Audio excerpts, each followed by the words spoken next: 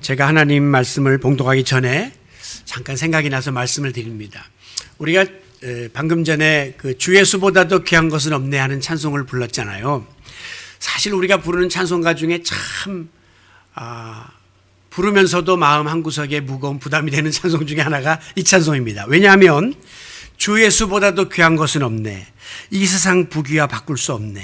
이 세상 명예와 이 세상 행복과 바꿀 수 없네. 이제 그 뒤에 보면 세상 즐거움 다 버리고 세상 자랑 다 버렸네 하면서 우리가 고음으로 올라가거든요. 이거 부를 때마다 좀 내가 입에 침도 안 바르고 이 찬송을 부를 수 있나 그렇게 좀 부담이 되는데, 안 그래도 전에 어떤 목사님이 그러시더라고요. 그 입에 침이나 바르고 부르라고. 아니 진짜 당신들이 다 세상 명예 부귀 다 버리고 예수님 그 유혹 다 버리고 핍박 버리고 이제는 정말 이전에 즐기던 모든 것 다 버렸어요. 그런데 왜 이 찬송을 불러? 막 이렇게 윽박지르시더라고요. 그래서 제가 고민 좀 했어요. 그러고 나서 생각하니까 부를 찬송이 하나도 없는 게요. 뭐 특히 십자가를 질 수 있나, 뭐 죽기까지 따르오리, 뭐 아골골짝 빈들에도 가오리다. 이거 다 사실 찬송가 가사 내용하고 우리의 삶이 안 맞으니까 부르기가 너무 부담이 되더라고요. 그래서 내가 이것 때문에 고민을 좀 했는데, 그때 내린 결론이 뭐냐면 이 찬송가는 곡조부터는 기도잖아요. 우리가 하나님께 기도드릴 때 내가 다 한 거 그거를 보고하는 게 아니라 하기 원합니다. 이렇게 안 되는데 이렇게 좀 됐으면 좋겠습니다 하는 소원들이 담겨 있는 것처럼, 여러분들이 비록 아직까지 다 뭐 세상 부귀 영화 다 못 버리고 주님이 나에게 가장 귀한 존재로 자리 잡고 있지 못하다 할지라도 주님 내가 그렇게 되기를 원합니다 라고 하는 소원을 담아서 마음껏 자신 있게 찬양 부르시기를 바랍니다. 그래서 제가 그 생각이 나가지고 조금 위축되려고 해서 그냥 말씀을 드렸습니다. 오늘 하나님께서 우리에게 주시는 말씀 봉독합니다. 신약성경 야고보서 2장 14절로 22절까지의 본문 말씀을 받들어 있습니다. 내 형제들아, 만일 사람이 믿음이 있노라 하고 행함이 없으면 무슨 유익이 있으리요? 그 믿음이 능히 자기를 구원하겠느냐? 만일 형제나 자매가 헐벗고 일용할 양식이 없는데 너희 중에 누구든지 그에게 이르되 평안히 가라, 덥게 하라, 배부르게 하라 하며 그 몸에 쓸 것을 주지 아니하면 무슨 유익이 있으리요? 이와 같이 행함이 없는 믿음은 그 자체가 죽은 것이라. 어떤 사람은 말하기를 너는 믿음이 있고 나는 행함이 있으니 행함이 없는 내 믿음을 내게 보이라. 나는 행함으로 내 믿음을 내게 보이리라 하리라. 내가 하나님은 한 분이신 줄을 믿느냐? 잘하는도다. 귀신들도 믿고 떠드느니라. 아, 허탄한 사람아, 행함이 없는 믿음이 헛것인 줄을 알고자 하느냐? 우리 조상 아브라함이 그 아들 이삭을 제단에 바칠 때에 행함으로 의롭다 하심을 받은 것이 아니냐? 내가 보거니와 믿음이 그의 행함과 함께 일하고 행함으로 믿음이 온전하게 되었느니라. 요즘 이 오미크론 대유행으로 인해서 너나 할 것 없이 여기저기에서 큰 어려움을 겪고 있습니다. 우리 교인들도 거의 일주일에 한 가정 이상씩 그런 확진 소식을 전해오고 있습니다. 이런 와중에 그나마 희망적인 소식은 미국의 월스트리트 저널에서 보도한 바에 의하면 우리 한국이 세계에서 가장 먼저 코로나19 엔데믹으로 전환되는 첫 번째 국가가 될 수 있다라고 하는 긍정적인 전망이 나오고 있습니다. 우리나라 사람들은 뭐든지 세계 최고 아니면 최초를 좋아하거든요. 그래서 음주운전도 최고, 흡연율도 최고, 술 마시는 것도 최고, 화장품 소비도 최고, 명품 소비도 비중으로 하면 최고, 다 그냥 빨리빨리 최고, 이걸 좋아하는데 그냥 코로나도 지금 세계 최고입니다. 하루에 20-30만 명씩 확 그냥 화끈하게 다 걸려버리고 그 다음에 엔데믹으로 가자 하는 정책이 시행되는데, 뭐 어떤 이유로든지 지금 우리나라가 현실적으로 그런 대상이 될 수 있다라고 전 세계 WHO 보건기구에서도 전망하고 있습니다. 물론 코로나19는 이제 완전하게 우리 곁에서 사라지지는 않겠지만 뭐 말라리아나 댕기열과 같은 풍토병으로 자리 잡아서 때 되면 우리가 또 백신 맞고 또 약 먹고 이러면서 함께 가야 할 그런 이제 상황으로 정착할 가능성이 높다고 하는 것이죠. 그 이유를 그들은 이 대규모 발병으로 인해서 지금 한국 사람들은 집단 면역력을 머지않아 획득하게 될 것이고, 백신 접종률 면에서도 세계 10위권에 접어들고 있고, 또 안정적인 공중보건 체제를 시스템을 갖추고 있기 때문에 이 팬데믹을 극복할 수 있는 최적의 조건을 갖춘 것으로 평가하고 있습니다. 실제로 이제 마지막 사회적 거리두기 단계로 접어들어서 내일부터 한 2주간 지나면 그 다음부터는 이제 실외에서도 마스크를 벗고 정상적인 거리두기나 모임 숫자를 제한하거나 이런 것들을 해제할 것으로 전망되고 있습니다. 이에 따라 우리도 그동안 침체됐던 신앙생활, 위축된 교회 생활의 회복을 기대하면서 지난 석 달 동안에 제가 믿음에 관한 말씀을 여러분에게 전했습니다. 그 이유는 우리가 이 영적인 회복, 신앙의 회복을 꾀하려고 할 때에 가장 근본적이고 근원적인 역할을 하는 것이 바로 믿음이기 때문에 그렇습니다. 그래서 오늘은 이제 이 믿음에 관한 말씀을 마무리하려고 하는 이 시점에 결론적으로 강조하려고 하는 것은 우리가 이 소중하고 이 귀한 이 믿음을 최종적으로 행함을 통해서 입증해야만 열매를 맺을 수 있다라고 하는 말씀을 드리려고 합니다. 기독교 윤리 실천 운동이라고 하는 소위 기윤실이라고 하는 단체에서는 2008년도부터 3년마다 한국 교회의 사회적 신뢰도 여론조사를 시행해 오고 있습니다. 그런데 이 나타나는 특징이 뭐냐면 시간이 흐르면 흐를수록 한국 교회를 향한 일반인들의 신뢰도가 낮아지고 있다고 하는 거예요. 굉장히 비관적인 전망입니다. 가장 최근에 2020년도의 통계에 의하면 한국교회를 신뢰하지 않는다. 여기 한국교회라는 것은 한국교회 목회자들과 성도들을 다 포함하고 있는 것이죠. 그런 수치가 64%를 차지하므로 한국교회를 신뢰한다고 하는 수치보다 2배 이상 높은 것으로 나타나 있습니다.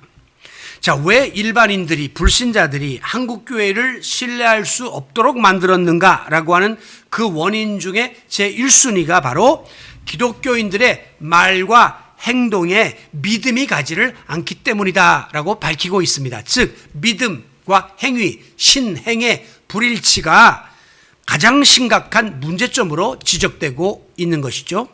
이와 같은 약점은 사실 우리 믿는 이들도 잘 알고 있습니다. 그래서 이것 빨리 고쳐야 된다라고 우리가 인정하고 있는 부분이기도 하죠.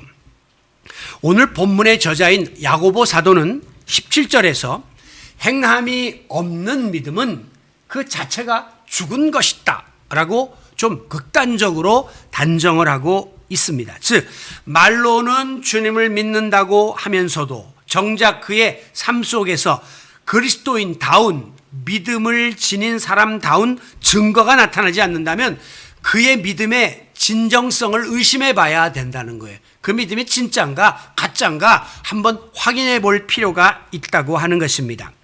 솔직히 우리가 예수를 믿는다고 고백하고 또 신앙의 행위를 실천하고 있지만 때로는 우리의 신앙생활이 굉장히 습관적인 곳에 머물 때가 많습니다. 주일 되면 그냥 교회 가야 하고 교회 나오면 이렇게 순서에 의해서 예배 드리고 또 이제 끝나면 또 생활로 돌아가서 또 살다가 그저 다람쥐 쳇바퀴 돌듯이 거의 습관적인 교회 생활을 반복할 때가 많습니다. 내 안에 구원의 확신과 뜨거운 구원의 감격이 다 상실된 상태로 짝퉁 믿음 생활을 붙잡고 이게 참 믿음인 줄로 드러내면서 살아가는 허송세월을 하는 이런 경우에 우리가 처할 때도 많습니다.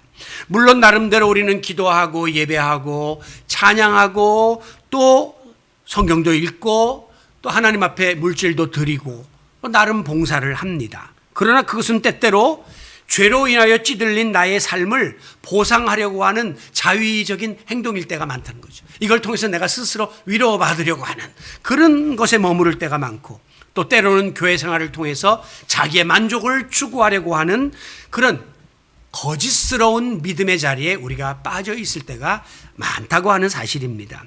이것은 마치 잎만 무성하고 열매가 없는 무화과 나무처럼 그래서 주님의 책망을 받았던 것처럼 오늘 우리가 겉으로는 그리스도인인 척하고 그렇게 보이고 행세를 하는 것일 뿐 그 속에는 진짜 예수님이 없는, 그러니까 사실상의 불신자와 같은 삶을 우리가 살고 있지는 않은가라고 하는 겁니다. 교회 공동체가 예수를 중심으로 모인 교회라고 하면서도 사실상의 믿지 않는 사람들의 집단과 같은 일들을 우리가 행하고 있지는 않느냐 하는 것입니다.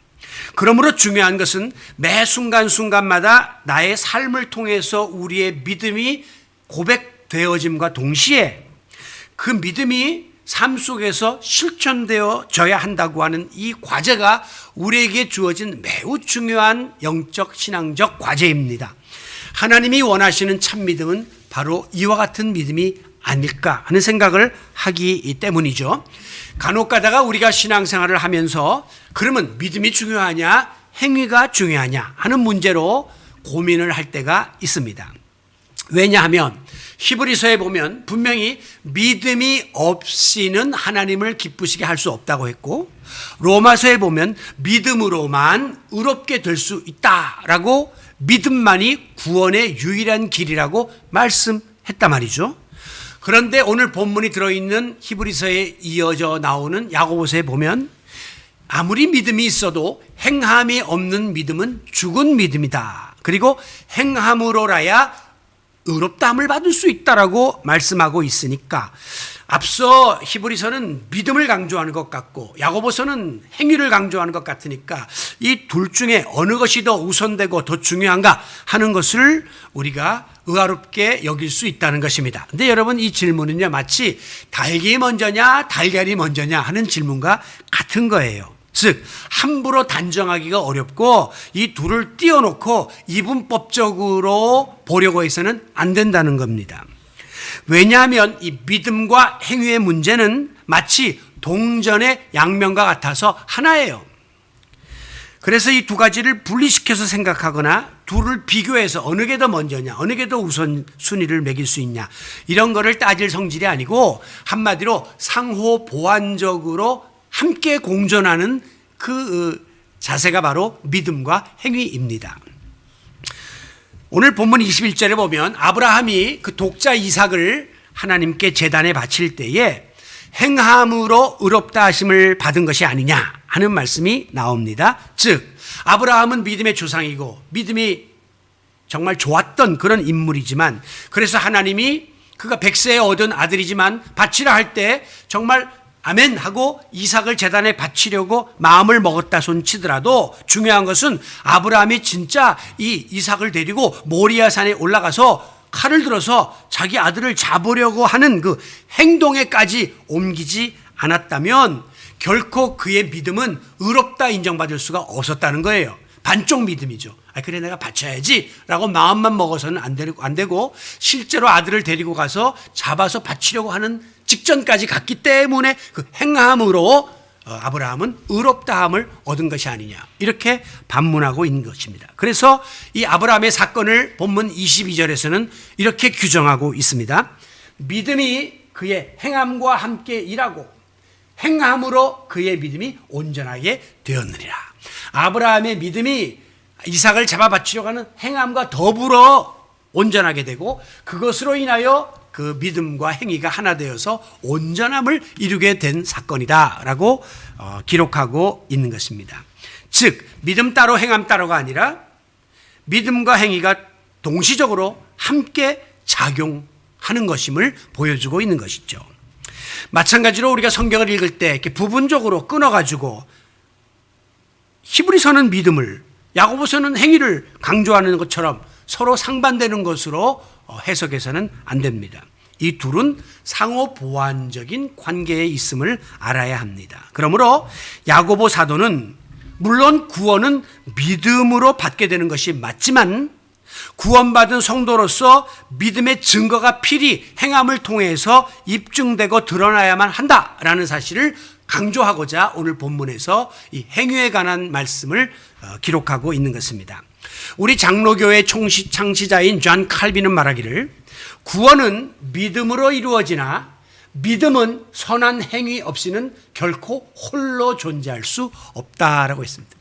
구원은 믿음으로 받는 건 맞지만 그 믿음은 행위가 따르지 않는 한 홀로 설 수 없고 함께 더불어 존재해야만 온전한 믿음이 열매를 맺음으로 우리의 구원이 완성될 수 있음을 교훈하고 있습니다. 자, 우리가 흔히 예수를 믿는 삶을 다른 말로 신앙생활한다, 그렇게 이야기합니다. 자, 신앙생활이라고 하는 이 의미가 두 가지의 뜻이 합쳐진 거예요. 신앙 먼저. 신앙은 뭐냐면 우리가 하나님을 향해서 가지고 있는 믿음을 우리는 신앙이라고 합니다. 그런데 신앙만 하는 게 아니라 플러스 생활을 해야 된다는 거예요. 생활은 내가 가지고 있는 하나님을 향한 믿음을 구체적으로 이행하는 거예요. 그래서 신앙과 생활이 합쳐짐으로 신앙생활을 해야 돼요. 그런데 우리 한국교회 교인들은 신앙 쪽으로는 굉장히 관심을 가지고 열렬하고 뜨거운 데 비해서 생활 실천의 면이 부족해 가지고 항상 우리가 문제가 되고, 이것이 이제 한국교회를 향한 그 비난의 빌미를 제공할 때가 많습니다. 제가 간혹 비유를 들 때 우리의 십자가를 이야기하죠. 십자가는 하나님과 우리 사이인 십자가의 세로축과 우리와 우리 인간관계인 가로축이 함께 합해져서 십자가가 이루어진다는 거예요. 근데 우리는 하나님과 나 사이의 관계는 열심히 하려고 애쓰는데 인간관계에 있어서 이 믿음을 적용하는 면에 있어서 부족하기 때문에 십자가가 일그러지는 거예요. 그러니까 제 모습을 드러내지 못하니까 그것이 약점이 되고 비난의 대상이 되는 것이죠. 그러므로 우리는 믿음으로 구원받았지만 내 믿음을 실체적이고 구체적인 삶 속에 행위를 통해서 옮김으로 온전한 구원의 자리에 나갈 수 있고 우리의 믿음이 더 온전해질 수 있기 위해서 오늘 제가 마지막으로 이 행함의 방점을 둔 말씀을 전하고자 하는 것입니다. 오늘 본문 14절에도 보면 스스로 자기가 잘 믿는다라고 여기기는 하지만 행위가 따르지 못하는 사람들에게 이렇게 묻고 있습니다. 반문하기를, 사람이 믿음이 있노라 하고 행함이 없으면 무슨 이익이 있으리요? 그 믿음이 능히 자기를 구원하겠느냐라고 반문합니다. 여기 보면 믿음이 있노라 하고 하는, 즉 말로 나는 믿어 그리고 마음으로 나는 믿음이 있어 라고 생각하는 것과 실제로 믿음 생활을 하고 믿음이 있는 것과는 차이가 있다는 것을 보여주는 말씀이에요. 여러분, 예를 들어서 헌법상에 명기된 걸 보면요, 대한민국과 북한은 둘 다 민주주의를 한다 이렇게 이야기합니다. 북한의 공식적인 국호가 뭐냐면 조선 민주주의 인민공화국이에요. 영어에서 보면 Democratic People's Republic of Korea 이렇게 되어 있어요.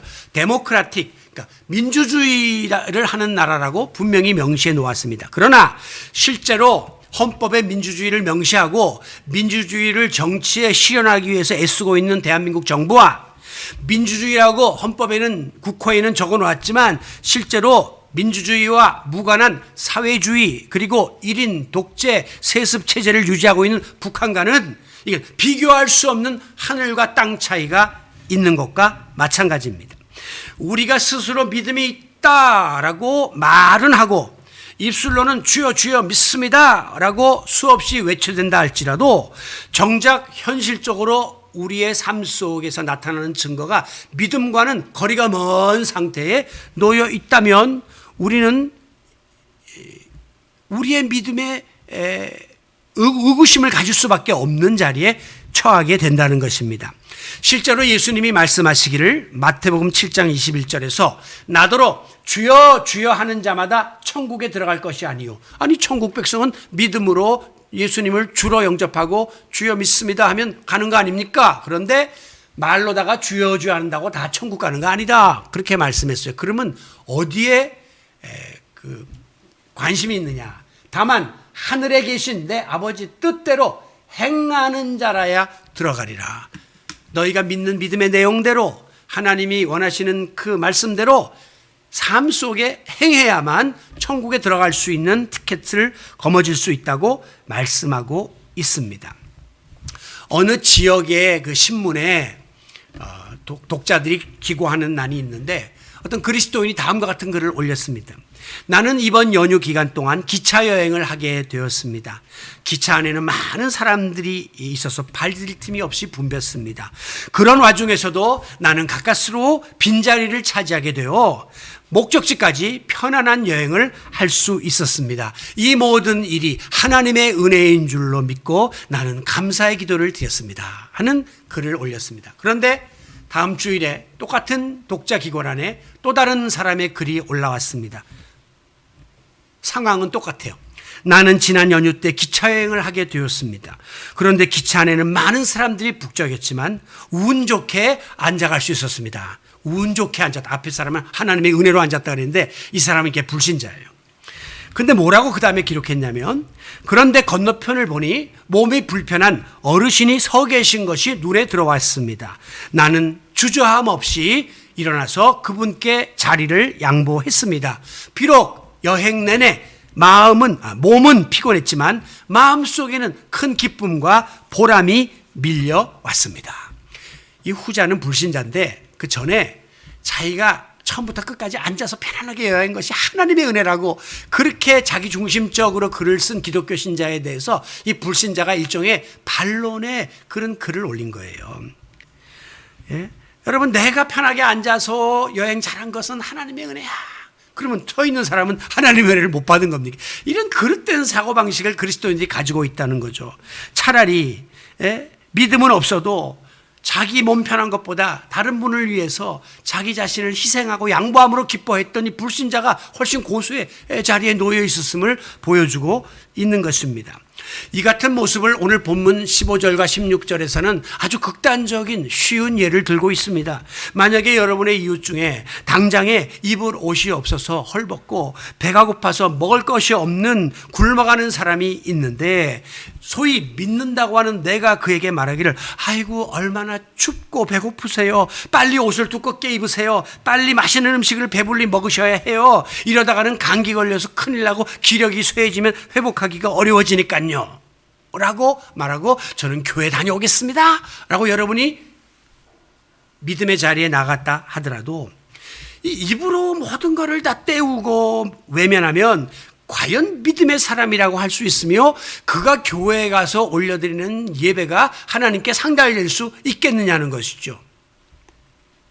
여러분이 여전히 마음속에 미움이 있고 갈등이 있고 풀지 못한 이런 문제를 가지고 있으면서 교회 와서 오늘 우리가 우리에게 잘못한 사람을 용서해 준 것 같이 나의 죄를 용서해 달라고 주기도문을 떳떳하게 드릴 수 있겠느냐 하는 것이죠. 그래서 예수님은 너희가 서로 화목하지 않은 상태에서는 기도를 드려도 물질을 드려도 하나님이 받지 않으니까 기도 드리기 전에 예물 드리기 전에 불화한 것이 생각나면 먼저 가서 풀고 와서 삶 속에서 우선 열매를 맺은 다음에 하나님께 이 모든 것을 드리라라고 말씀을 했던 것입니다. 여러분, 아닌 말로 이 말이라도 안 하면 덜 밉죠. 그런데 이 행함도 없는 말 한마디로 인해서 그 당사자인 어려운 가운데 처한 이웃은 엄청난 마음의 상처를 받게 되는 겁니다. 더 나아가서 문제는 그 사람 마음속에 기독교인에 대한 반감이 생기는 거죠. 우리가 전도해 보면 교회 안 나가겠다라고 말하는 사람들 중에 상당수가 과거에 교회를 나갔다가 거기에서 상처를 받고 반감이 생겨갖고 안티 크리스찬이티가 된 사람들이 많아요. 모르는 사람은 와서 그냥 이런 건가 보다 하고 실망하면 그걸로 끝나는데 한번 경험한 사람은 다시 그 자리에 나오기가 매우 어렵기 때문에 오늘 한국 교회가 짊어지고 있는 큰 문제 중에 하나가 이 말이 앞서고 행실이 따르지 못하는 이 문제라고 말할 수가 있습니다. 여러분, 오늘 이것이 우리들의 문제라는 것을 우리는 잘 알고 있어요. 그래서 사랑이라고 하는 것은 명사가 아니고 동사다 하는 말이 있잖아요. 사랑은 그냥 말로만 하고 마음에만 가지고 있고 그냥 추상적으로 존재하는 명사가 아니라 손과 발을 통해서 작은 것이라도 실천하는 것, 동사, 액션이라고 하는 것을 우리는 잊지 말아야 합니다. 간혹 가다가 보면은 여러분들이 주변에 어려움을 당하고 있는 이들 교우들에게 문자 하나 하는 것을 힘들어하는 분들이 있어요. 부담 가질까봐 그런다고 말씀들은 하지만 실제 당사자에게 물어보면 그때 오는 문자 하나가 아무도 나에게 관심을 안 가지고 혼자서 외롭게 이 문제를 풀어가고 있는 자기에게 큰 힘이 된다는 거예요. 그거 사실 그냥 몇 초 하면 되는 수고해야 되는데 그것조차도 하려고 하는 관심과 어떤 그 액션을 안 가지고 있다가 그냥 몇 주 있다가 만나면 아유 생각 많이 했어요. 뭐 기도했어요. 힘들었죠. 그러고 끝나니까 그 마음에 사랑이 와닿지를 않고 공허한 메아리 소리로 또 헛말 하는구나. 그러고서는 마음과 마음이 통하지 않으니까 이 사랑의 공동체가 이루어질 수가 없는 것입니다. 그래서 데살로니가전서 1장 3절을 보면 사랑에는 언제나 수고가 따른다. 그래서 사랑에는 희생이 있어야 되고 그 대가를 지불해야 된다고 하는 것입니다. 혹시 우리 주변에 나의 도움이 필요한 사람에게 작더라도 최선의 관심과 사랑을 베풀지는 못할 망정 너무나 의례적이고 상투적인 말로만 때우려고 하는 이 말쟁이 그리스도인의 오명을 우리는 벗어야 해요. 별로 말은 안 하지만 참 중심으로 나를 위하고 있고 삶을 통해서 모든 것을 실천하는 실천쟁이라고 하는 그런 좋은 별명이 우리 그리스도인들에게 다시 붙여질 수 있기를 원합니다. 그래서 오늘 본문 17절에서는 행함이 없는 믿음은 그 자체가 죽은 것이다 라고 좀 충격적인 이야기를 하고 있습니다. 죽으면요 생명력을 잃어버리기 때문에 아무런 능력도 없고 아무런 역할도 없고 도움도 못 주는 것이 되고 말아요. 이걸 우리가 무용지물이다 그렇게 이야기해요. 쓸모없는 그래 좀 다른 말로 표현하면 액세서리처럼 붙여놓기만 했지 별로 유용하지 못한 그런 믿음이 되고 만다는 것입니다. 만약에 어떤 사람이 당신이 정말 믿음을 가지고 있습니까? 그렇다면 그 믿음을 나한테 한번 보여주세요. 입증해 보이세요 라고 말한다면 여러분은 어떻게 무엇으로 여러분이 가지고 있는 그 뜨거운 믿음 열렬한 믿음을 내 마음을 열어서 까보일 것입니까? 무엇으로 증명할 것입니까? 그 유일한 방법은 바로 18절이에요. 나는 행함으로 내 믿음을 너에게 보이리라. 믿음을 드러낼 수 있는 유일한 방법은 행함을 통해서 그 사람에게 보여주는 길밖에 없다는 거예요. 이 나무가 좋은 나무인지 나쁜 나무인지를 그냥 봐서는 평상시에 모르는데 나중에 때가 되어서 열매를 맺을 때 보니까 좋은 나무는 실한 열매를 많이 맺고 나쁜 나무는 열매를 제대로 못 맺고 다 말라 비틀어지더라는 것이죠. 여러분 우리의 참 믿음의 진정성을 무엇으로 증명할 수 있느냐? 내 삶 속에서 맺혀지는 언행의 그 모든 열매들을 보면 이 사람이 제대로 된 믿음을 가지고 있구나 하는 것을 평가할 수 있습니다. 그런데 나타나는 것은 뜨거운 것 같고 열심히 있는 것 같고 말로는 굉장한 믿음을 가진 것 같은 사람인데 생활 속에 보면 무질서하고 다른 사람에게 상처를 입히고 교회에 덕을 끼치지 못하고 이런 열매를 맺는 사람의 믿음은 그것을 과연 우리가 믿음이라고 말할 수 있겠는가라고 반문해 보아야 한다는 것입니다. 만약에 우리의 믿음이 그냥 단순히 성경을 아는 지식에 그치거나 하나님에 대한 어떤 추상적인 관념에 머물게 되면 굉장히 위험해지게 됩니다. 오늘 본문 19절은 이렇게까지 말씀하고 있습니다. 내가 하나님은 한 분이신 줄을 믿느냐? 알죠. 우리는 하나님을 창조주 하나님으로 유일하신 하나님을 믿죠. 그런데 잘하는도다. 귀신들도 믿고 떠느니라. 이건요 좀 비아냥거리는 말씀이에요. 그러면 하나님 한 분이라고 고백하고 주여 하지. 그거 잘하네. 귀신들도 그건 해. 이런 말씀이란 말씀이죠. 무슨 뜻이냐면 성경에 보면 귀신들이 나오는데 귀신들이 귀신같이 하나님 알아봐요. 귀신들이 귀신같이 예수님 보고 당신은 하나님의 아들이 오지 마세요. 다 알아봐요. 귀신도 하나님의 능력을 믿고 예수님의 존재를 믿는다는 거죠. 그런데 귀신은 하나님 말씀을 듣지 않고 하나님을 대적하고 그들이 알고 있는 주님에 대한 믿음을 실천하지 않고 거스름으로 버림받게 되는 겁니다. 마찬가지로 우리가 지식으로는 지금 하나님에 대한 믿음을 알고 있습니다. 그러나 그 믿음이 하나님의 뜻을 이루는 그 행동으로 옮겨지지 않으면 그냥 이 귀신들이 지니고 있는 하나님을 아는 정도의 수준의 믿음과 별반 다를 바가 없게 되기 때문에 오늘 20절에 보면 또 한 번 이야기하기를 행함이 없는 믿음은 헛것이다 그랬어요. 죽은 거나 헛거나 헛일하고 있는 것이다 라고까지 경고하고 있는 겁니다. 사랑하는 성도 여러분, 지금 우리는 그 사순절 다섯째 주일을 맞고 있습니다. 마가복음 14장에 보면 예수님이 십자가의 죽음을 앞두고 마지막으로 베드로, 야고보, 요한 수제자 3명을 데리고 겟세마네 동산에 기도하러 올라가셨습니다. 그러면서 예수님은 제자들을 향해서 지금 내 마음이 심히 고민되고 죽게 되었으니 너희는 여기에 머물러서 깨어있으라. 내가 지금 어려운 문제를 놓고 하나님과 기도하려고 가니까 너희들도 나를 위해서 좀 기도해다오. 이렇게 부탁을 하고 가셨죠.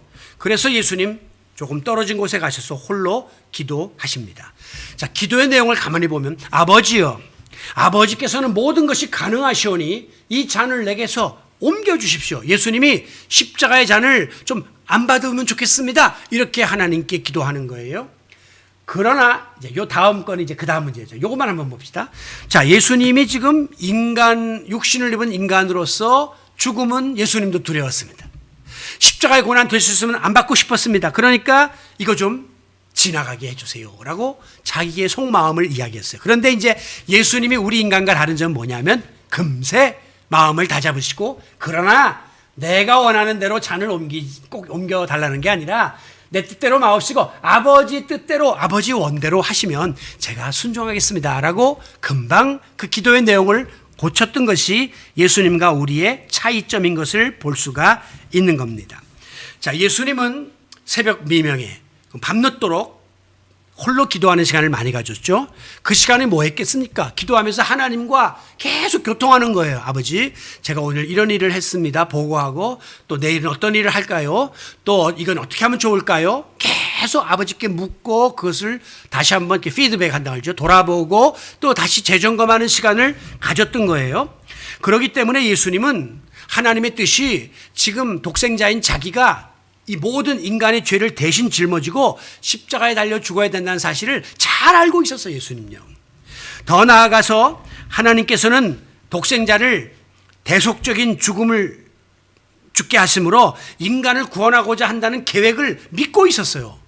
더 나아가서 내가 죽어도 우리 하나님은 나를 다시 사흘 만에 살려주실 것이라는 확신도 믿고 있었어요. 예수님은 하나님을 향한 믿음을 가지고 있었단 말이에요. 그럼에도 불구하고 막상 그 같은 믿음이 십자가에서 자기의 몸을 바쳐서 대속의 제물로 드리는 행동으로 실천되고 옮겨지기까지는 예수님도 지금 고민했다는 거예요. 갈등하고 어려움을 겪었다고 하는 것입니다. 저는 이 말씀을 볼 때마다 여기 왜 예수님의 이런 약한 모습을 적었을까? 제자들 앞에서 내가 지금 고민하여 심히 죽게 됐어. 그렇게 약한 모습을 보여요. 제자들은 지금 예수님은 하늘처럼 받들고 있는데 예수님이 나 지금 미쳐 죽겠다 이렇게 말씀하는 소리를 들었을 때 얼마나 놀랬겠습니까? 제가 아이들의 아버지로서 또 성도님들을 목양하는 목회자로서 지금까지 지내왔지만 내가 한 번도 아이들 앞에서 야 아빠 미쳐 죽겠다 지금 나 고민해서 나 죽을 것 같아 이런 말 한 번도 해본 적이 없습니다. 설령 그런 상황이 돼도 성도들 앞에서 여러분 저는 지금 미쳐 죽을 것 같습니다. 심히 고민됩니다. 이런 말씀을 드려본 적이 없습니다. 마음은 그래도 그 내놓는다는 게 너무 어려운 거죠. 그런데 예수님은 그런 고백을 해요. 그만큼 인간적으로 갈등을 했다는 겁니다. 더 나아가서 안 되는 줄 뻔히 알면서 하나님께 응석을 부리는 거예요. 이거 좀 찬 좀 제가 안 받으면 안 돼. 그 받아야 그 다음 진행이 되고 인류 구원이 이루어진 건 하나님의 뜻인 줄 알고 믿으면서도 이거 좀 안 될까요? 라고 한번 응석을 부려보는 예수님이 얼마나 힘드셨을까 하는 생각을 해보게 되는 것이죠. 그러나 예수님의 최종적인 결단은 이 같은 인간적인 고민도 극복하고 갈등도 이기고 친히 십자가에 달려 죽으심으로 자신의 믿음을 실천에 옮기신 거예요. 그리고 그 행함이 따르는 믿음이 마침내 우리를 죄에서 구원하는 놀라운 결실을 맺도록 만들어 주신 것입니다. 그리고 예수님이 품었던 그 사랑이 얼마나 크고 놀라운가를 자기의 몸을 들여 십자가에 희생함으로 그 사랑을 입증한 것입니다. 사랑해 말만 하는 것이 아니라 사랑을 실제로 대속의 죽음을 통하여 입증한 것이죠. 하나님의 뜻을 이루는 이 십자가의 고난을 감당하고 실천하심으로 우리 주님은 구원의 열매를 맺을 수 있게 된 것입니다. 자, 그런가 하면 베드로와 제자들은 어떻습니까? 예수님은 고민하고 지금 가서 기도하고 그리고 땀방울이 핏방울이 되도록 기도하고 오시는데 와보니까 그냥 자고 있는 거예요. 그냥 콜콜 다 잠에 떨어져 있습니다. 왜 그래요? 그들은 주는 그리스도시요 살아계신 하나님의 아들입니다. 말로는 뭐 100점짜리 신앙 고백을 하고 귀한 믿음을 지닌 것 같았지만 예수님의 구속의 사역에 대한 철저한 이해가 없었고, 그리고 예수님의 그 죽음에 대한, 부활에 대한 믿음이 그들에게 없었기 때문에 그들은 결국 주는 그리스도시요 살아계신 하나님의 아들입니다라고까지 고백했던 그 믿음을 그들의 삶 속에 옮기지 못한 거예요. 그 믿음을 지니고 있었다면 우리 주님은 죽은 자도 하나님은 살리셔, 그리고 주님과 같이 동행했어야죠. 십자가를 같이 지겠다고 나섰어야죠. 그런데 거기까지 믿음이 이르지 못했기 때문에 베드로도 고민하고 갈등하다가 예수님을 부인하고 제자들은 다 뿔뿔이 예수님 곁을 떠나는 일들을 자행하게 된 것입니다. 그런데요, 우리가 이 믿음을 행함으로 옮기는 과정 속에는 이런 갈등이 꼭 있다는 걸 우리가 지금 본 거예요. 그리고 플러스 강한 의지가 필요합니다. 인간적인 의지가 믿음을 실천으로 옮기는데 굉장히 중요한 역할을 해요. 제가 간혹 가다가 타종교를 믿던 분들, 특히 불교 신자 이런 분들이 개종한 다음에 굉장히 열심히 신앙생활하는 걸 볼 수 있는데, 그 이유 중에 하나가 이분들이 새벽마다 예불을 드리고 막 천배를 하고 하던 그런 어떤 의지적인 면이 기독교 신앙과 결합되면서 굉장히 열심 있게 신앙생활하는 것을 볼 수가 있어요. 그러니까 신앙생활에는 본인의 의지도 굉장히 중요한 역할을 하는 거예요. 왜 베드로가 도망갑니까? 무서우니까요. 그리고 십자가 질 만한 자신이 없는 거죠, 같이. 그러니까 의지가 약했던 겁니다. 그런데 마지막에 이 베드로와 제자들이 어떻게 됐나를 보는 것이 중요한데, 부활의 주님을 만나요. 그다음에 성령 체험을 오순절날 해요. 그랬더니 인간적으로 가지고 있던 그 두려운 마음, 그런 장애물, 갈등 싹 없어집니다. 그리고 성령이 충만해가지고 자기도 주님처럼 십자가에 거꾸로 매달려 죽겠다고 나설 만큼 강력한 의지를 가진 그런 신앙의 선배들로 자리를 잡게 되고, 그리고 마지막에는 십자가에 달려 죽음으로 순교적 신앙으로 자기의 믿음을 입증했잖아요. 그래서 오늘도 베드로는 교회의 초대교회의 어른으로서 우리에게까지도 훌륭한 그 믿음을 우리에게 전수시켜주고 있는 것입니다. 여러분, 우리가 믿음을 행함으로 옮기는 게 이제 우리의 마지막 과제인데, 거기에 도달하기까지는 많은 시행착오를 겪는 겁니다. 무슨 나로 로켓 하나 쏠라 그래도 과학자들이 또 실패도 하고 또 가서 시행착오도 하고 공중폭발도 하고 하죠. 그러나 이제 점점 완성된 그 로켓을 만들어가는 것처럼 오늘 저와 여러분이 내 믿음이 부족하고 연약한 이 모든 것 때문에 지금 시행착오를 많이 겪고 있지만 궁극적으로는 성숙한 믿음의 자리로 나아가게 되고, 더 나아가서 인간의 힘과 의지로만 되지 않음을 깨닫고 성령의 도우심을 힘입을 때 이 모든 행함으로 실천으로 믿음이 입증되는 데까지 나갈 수 있다라고 하는 사실을 다시 한번 확인하시기를 바랍니다. 그래서 베드로는 그 이후로부터 어려움이 올 때마다 어떻게 했겠습니까? 기도했겠죠. 또 하나님의 성령의 도우심을 구했겠죠. 그럴 때마다 마음의 갈등, 순간의 장애물 다 녹아지고 또 두려운 마음 사그라지고 약했던 의지가 강해지면서 하나님 앞에 더욱더 온전히 자신을 드릴 수 있게 되었던 것입니다. 오늘의 말씀을 마무리합니다. 예수님은 마태복음 5장 16절에서 너희 빛을 사람에게 비치게 하여 그들로 너희 착한 행실을 보고 하늘에 계신 너희 아버지께 영광을 돌리게 하라 그랬습니다. 안 믿는 사람에게 복음을 전하고 그들이 하나님께 함께 영광을 돌리게 할 수 있는 방법은 우리의 착한 행실이 빛처럼 어둠 가운데 있는 그들에게 나타내야 돼요.